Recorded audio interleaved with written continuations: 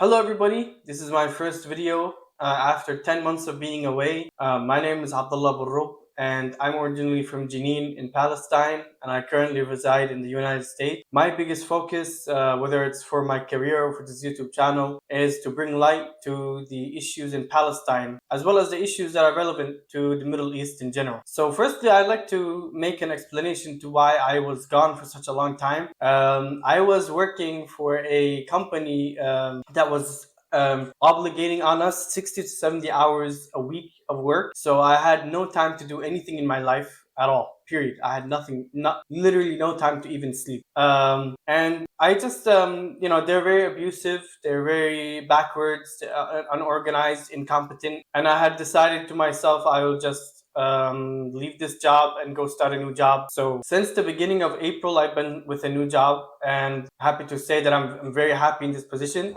I may tell you guys what the job is later or what company it is later, but right now the focus is on going over the events that I have missed in general. So I don't have anything outlined, but I will be going as I remember something, I will bring it up and talk about it. So first things first is Donald Trump is president now in the United States, and this has been a very huge blow for Palestinians. Of course, Donald Trump did try to speed the ceasefire because it was going to look good for him as the world peacemaker or something. And he also was trying to rush it because he had threatened Hamas. He threatened Gaza. He didn't just threaten Hamas because obviously the 50,000 civilians that were killed are not Hamas. They were all people from Gaza. Fast forward to recent times, there's been a case with Mahmoud Khalil, who is a Palestinian student activist who is currently facing deportation by the United States government because of his stance on Palestine and his activism for Palestine.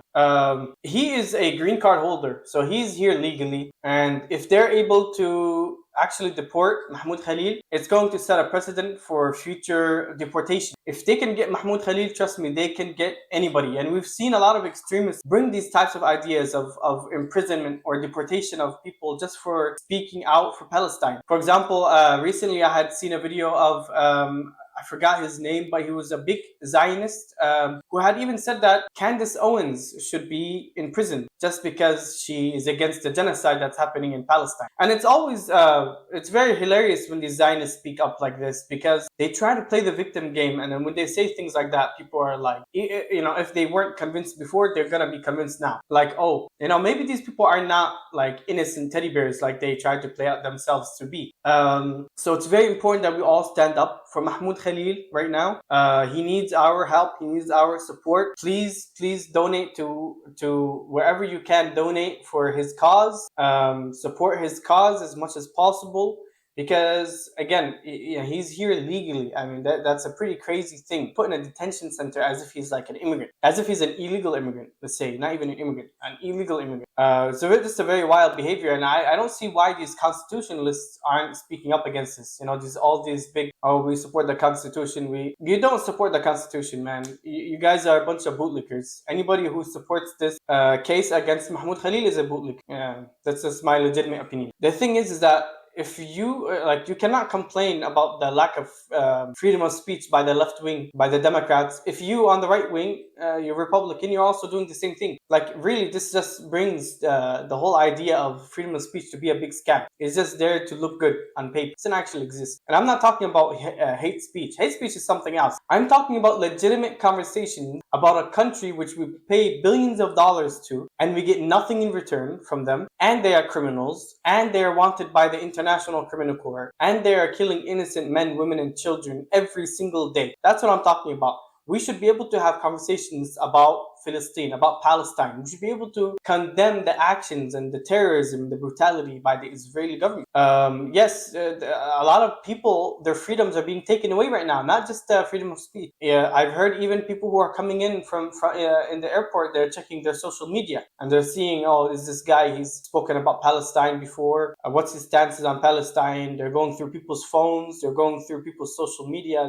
This is like such a blatant attack on our freedoms here in the United United States, and for what? For what? To please the Israelis. That's it. So you are willing to sell your honor, your freedoms, your dignity, if you had any anyway, just so that you can please Israel. It really doesn't make sense to me anymore. And I'm so happy and so grateful to people like Candace Owens and the Hodge twins, and even Tucker Carlson. I don't really know much about him, but I know that he is generally anti-war, and he's generally speaking out about Palestine now too, and it's becoming a big trend. It's becoming a big trend among people on the Republican Party, or people who follow the Republican. And this is good, because Palestine is not an issue of the left wing or the right wing. I always like to repeat this. I myself, I don't believe in the left wing or the right wing. I think it's a giant scam, and it's just something to distract us, to make us divided, and to also, it exists also to, like, you know, like for me, the left and the right wing is the same thing. It's literally the same thing. Like, literally, there's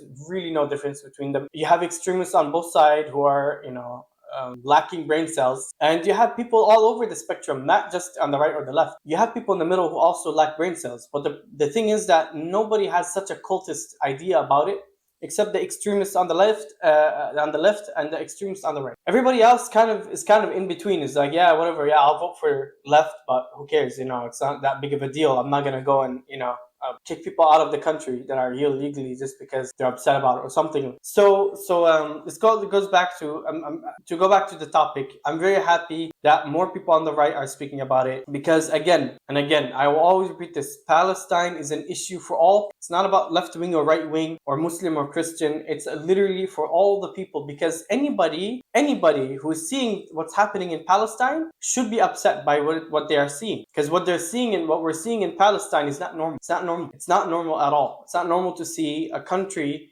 given billions of dollars every year to go and kill and genocide a country. Not even a country. Palestine, Gaza is not even a country. It's a region in Palestine. Gaza, they're attacking a city that has no defenses, no military, no air force, no navy, nothing. They have nothing at all. So yeah, that's the whole issue with Mahmoud Khalil. Please support Mahmoud Khalil. Spread the word about Mahmoud Khalil. I watched a video in the cinema the other day called The Encampment, and that was a very good film about Mahmoud Khalil in general, but also about the encampments that have been going on in the colleges across the United States, all of the legal issues that they've been facing, all the deportation threats, the violence that they've gotten from crazy Zionists, the violence that the police don't do anything about it. They let the Zionists come and beat up people and beat up old women and children, well, not children, but old women and innocent people.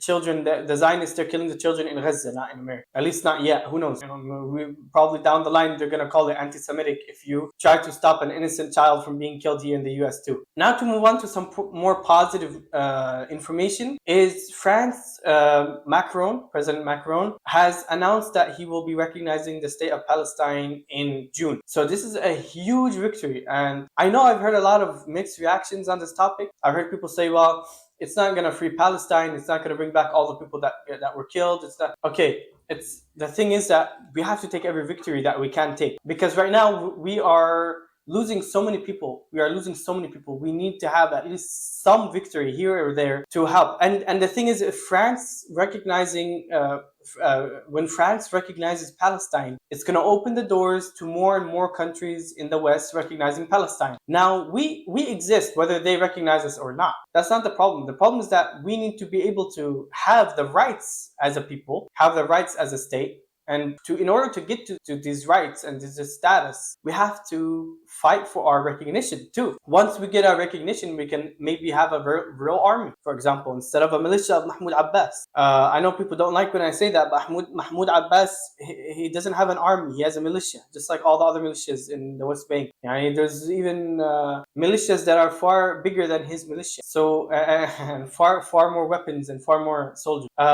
So yes, it is a good step. It's a step towards the right way, like the right direction. We need as much help as we can, whether it's recognition from countries, whether it is financial help, whether it is stopping the war, whatever. whatever. Anything that we can take, we will take it and be happy with it. It's better than not having recognition, isn't it? And then from moving on from France, there's also the issue of the censoring the people online as well. So like a lot of people who are speaking for Palestine have been censored and having lawsuits against them and having their accounts doxxed as well. So it's becoming quite dangerous. People are having their private information leaked all over the internet.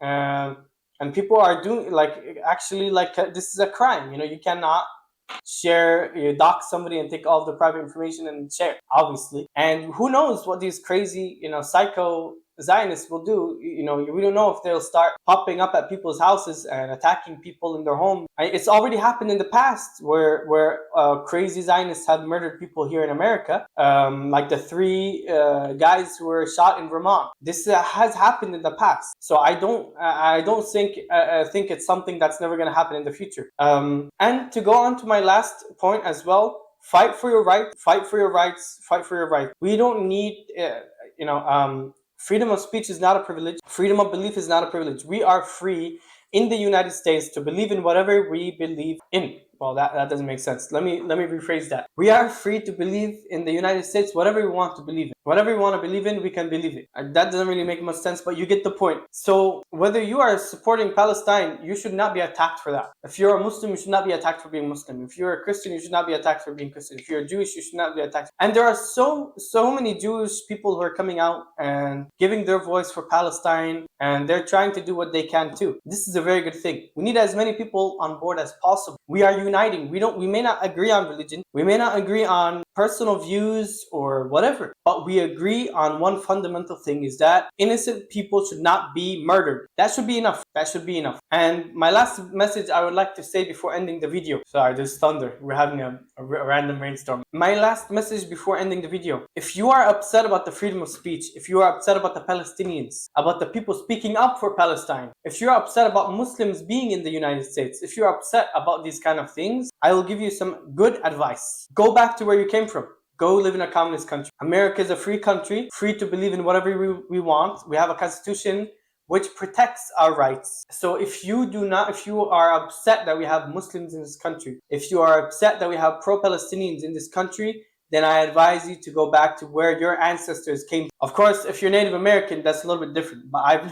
I've yet to find a Native American who is Zionist, okay? But this is my message to all the ethnic groups, except the natives, because the natives are from the country. Where are they going to go back? Yeah. But my point is not, it's not a point of racism of, oh, go back to your country, we don't want you. No, I'm using this argument against them because this is what they tell us. They tell us we're not welcome here.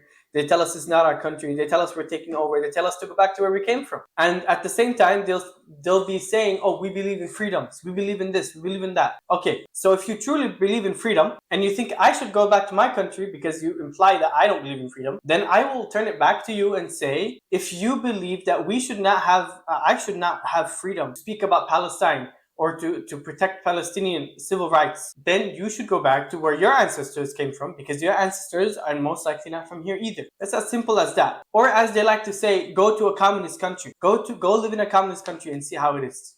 Go see if you can talk about your Zionism there in a communist country. See what's going to happen to you. The United States is a free country. It's going to stay free, whether the right, whether the left, whether the in-between, whoever, whether they like it or not.